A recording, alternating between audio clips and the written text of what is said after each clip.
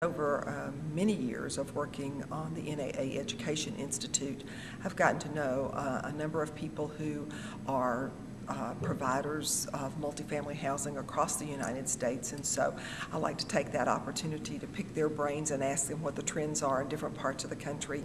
I attended one of the sessions this morning on design, the psychology of design, and I was asking Lori and Sanford to, can you give me some of the slides to show me some of the newest trends and things in color and psychology and what we're doing in terms of design that appeal to various groups. I've attended a number of the sessions on the generations. It's an area that I do research in. I've been teaching for 35 years, and so I've taught 3 different generations, the tail end of the baby boomers, Generation X, and the new millennials, and so I've been watching those generations over the years, kind of doing some of my own research on that area, but I also like to hear what other people are talking about, because I always learn something as I attend these sessions. I think that as we are trying to lease our apartment homes to different generations, we certainly need to understand those generations in terms of marketing, but we also need to know about generational differences in the workplace, and those can be quite challenging at times. So I think that there's a lot that we can be doing, and people who are actively involved in either the leasing or the management process are so busy in day-to-day activities that sometimes they don't have an opportunity to actually do the research on the different generations and what appeals to them, either from a motivational standpoint of working on site or somebody who might be attracted to a particular property. And I thought Daniel Pink's presentation was very good today. It really was looking at the science of why we do what we do, and it was not just the rah-rah, here's the way you motivate people, but it's really looking at why people do what they do. And it was really interesting to me because some of the research that I have done at Virginia Tech regarding our graduates was exactly what he was saying today. So I felt really good about that.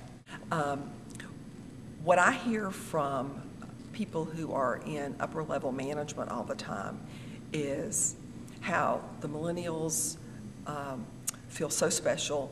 They want to be promoted too quickly. They don't have the work ethic that the baby boomers had. But I also heard that about Generation X. And you know what? I suspect we weren't studying generations back in the 60s, but what I would suspect that those traditionalists out there would have said about the baby boom generations may not have even been as kind. So there are definitely some life experiences of each of those generations that differ. And there are some management issues that do differ in terms of how people are motivated and how they work. But one of the underlying things that I'm starting to come to the conclusion, and I'm going to have to do a little bit more to test this out, but it's one of my hypotheses, is that it's the level of maturity that's causing some of the issues in the workplace, because what I'm hearing about the millennials and what I heard about Generation X from the management people that I work with a lot who are on our advisory board at Virginia Tech or whatever are some of the very same things. And those were 2 different generations. And I really experienced different experiences with the Generation X and with the millennials in the classroom. I really think when they've gone out to the workplace, a lot of it has had to do with maturity. And I'm having some of my former students who were those Generation Xers that I heard that about, who now are in management positions, give me some of the identical feedback that I heard from people in the industry about that generation when they went out into the workforce.